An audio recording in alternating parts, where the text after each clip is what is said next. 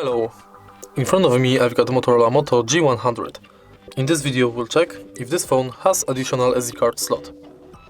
In order to check it, let's enter this slot right here.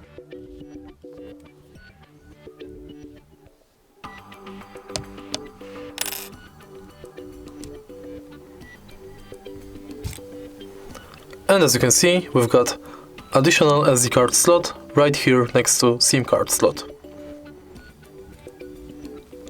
So you can add additional memory to this phone. If you find this video helpful, please leave like, comment and subscribe.